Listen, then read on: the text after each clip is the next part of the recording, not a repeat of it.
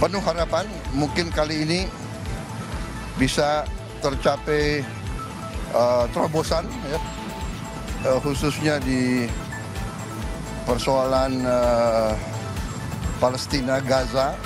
Tapi masih ada aspirasi dari wilayah Israel untuk tetap kekeh ya, kukuh pada kemauan tersebut. Kebutuhan dasar ini berubah menjadi barang mewah karena kelangkaan, lonjakan harga, dan distribusi bantuan yang terganggu. Di Gaza Selatan, tenda kini menjadi komoditas penting di pasar yang kacau akibat blokade. Kenaikan harga yang tinggi membuat banyak keluarga kehilangan harapan untuk memperoleh tempat berlindung.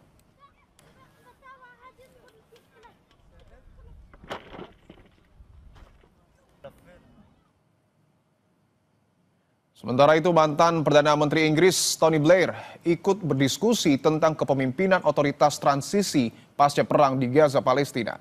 Proposal yang berisi tentang pemerintahan sementara di Gaza itu disebut mendapat dukungan Amerika Serikat. Dilansir oleh BBC, Minggu waktu setempat, proposal yang kabarnya mendapat dukungan dari Gedung Putih itu disebut akan menempatkan Blair sebagai pemimpin otoritas pemerintahan yang didukung oleh PBB dan negara-negara Teluk sebelum menyerahkan kendali Gaza kembali kepada Palestina.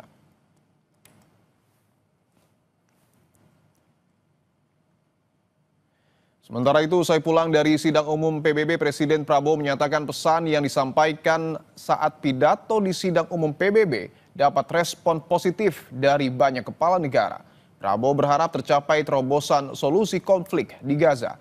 Sebelumnya dalam pidatonya di sidang umum PBB, Prabowo menegaskan dukungan two-state solution atau solusi dua negara untuk menyelesaikan konflik Palestina dan Israel. Pertemuan di PBB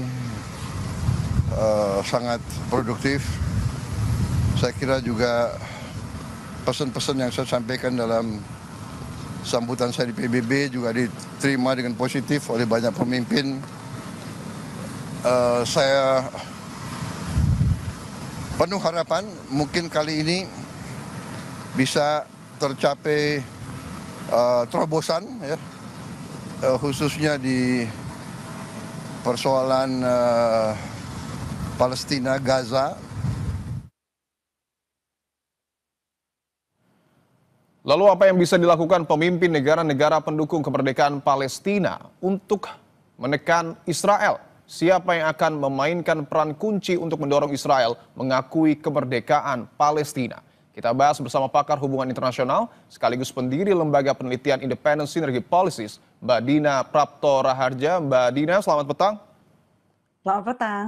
Mbak Dina, dari sidang umum PBB kemarin secara de facto sudah begitu banyak negara yang kemudian mengakui Palestina meskipun Amerika Serikat masih menolak. Lalu realisasi konkret apa yang kemudian harus dilakukan, Mbak Dina? Pertama tentu Israel sendiri ya harus firm, harus tegas memang menerima ada peranan dari negara-negara eksternal untuk status Palestina di wilayah mereka, di wilayah itu.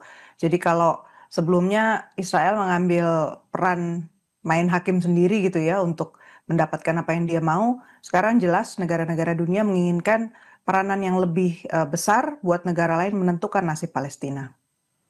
Bagaimana kemudian untuk mewujudkan hal itu, Mbak Dina? Karena kita tahu bahwa nampaknya juga Israel sampai dengan saat ini masih dalam tanda kutip keras kepala untuk kemudian tidak mengakui Palestina.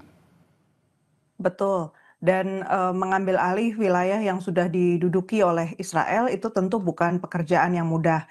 Kalau dilihat dari perkembangan berita di Israel, kelompok garis kanan yang notabene tentu saja adalah pendukung dari Perdana Menteri Netanyahu itu masih fix ya, masih ingin mengambil alih wilayah Gaza sekaligus juga wilayah tepi barat itu mereka ingin juga diambil full begitu.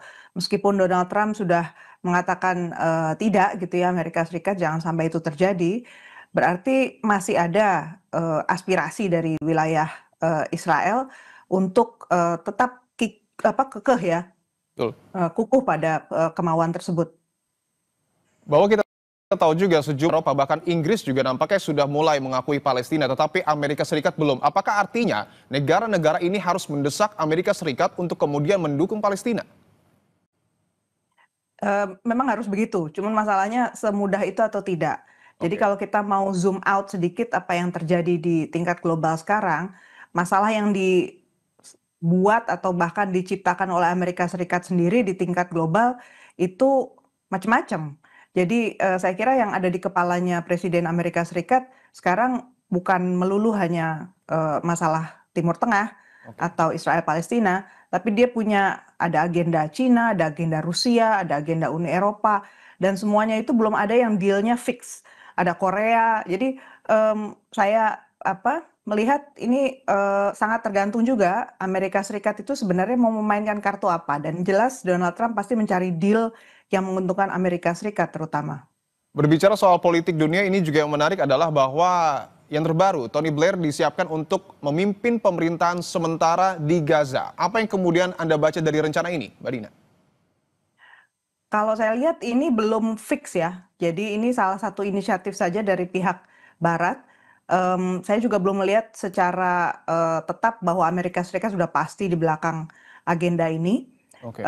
Kalau dilihat dari setting yang ada pun, ini berarti alternatif yang ditawarkan oleh dunia barat dan, beda dengan yang waktu itu diusulkan oleh negara-negara Timur Tengah sendiri. Berarti kan, eee, ada ambil alih itu ya, inisiatif. Sebenarnya negara-negara tetangga di Timur Tengah di bulan Maret 2025 itu sudah punya rencana, eee, proses rekonstruksi di Gaza itu, jelas harus melibatkan orang-orang Palestina, Palestinian Authority, dan juga Hamas, dan juga, masyarakat sekitar sana, jadi negara-negara Timur Tengah. Tetapi kalau dalam rencana Tony Blair ini justru sebaliknya kan, Palestinian Authority, Hamas sudah pasti nggak ada, setidaknya secara temporer, dan Hamas akan dilucuti persenjataannya. Karena yang Jadi, ya, silakan ya. Mbak Dina. Jadi artinya ini ada dua model yang berbeda masih competing, plus lagi Amerika Serikat setahu saya juga belum, mundur juga ya dari agenda rencana pertamanya dia 21 point plan itu untuk menciptakan, proses perdamaian tapi versinya Amerika Serikat. Oke, menurut Anda siapa yang memiliki peran penting ataupun posisi yang paling kuat untuk kemudian mendorong Israel agar juga mengakui Palestina? Negara mana, Mbak? Yang pasti Amerika Serikat, tapi juga Inggris itu punya Oke. peranan penting di sini.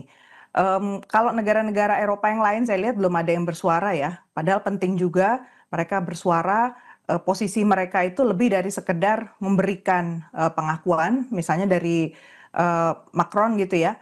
Posisi mereka ini sebenarnya di mana? Karena tindak lanjutnya adalah, follow up-nya untuk menciptakan stabilitas di sana. Otoritas manapun yang diberi kepercayaan untuk berproses ya, menciptakan, governance yang baru, tata kelola yang baru, itu harus mendapatkan kepercayaan dari bukan hanya orang Palestina, tapi juga Israel dan juga negara-negara di sekelilingnya, karena stakeholder-nya atau pemangku kepentingannya kan di sana ya. Karena yang kita tahu juga kurang lebih sudah terdapat 157 negara ya Mbak yang mendukung Palestina, termasuk juga negara-negara Eropa yang tadi Anda sebut belum bersuara. Apa yang kemudian harus dilakukan agar realisasi penanganan konflik di Gaza ini terwujud? Satu, senjata. Jadi rupanya yang, bersepakat untuk menghentikan memberi senjata kepada, Israel, itu belum semua atau belum yang utama.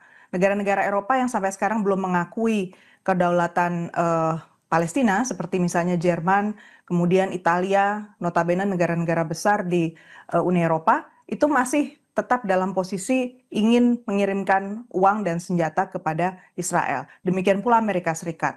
Artinya selama, Israel masih punya alat untuk melakukan kekerasan dan melakukan apa yang dia mau, bisa jadi jalan masih berliku.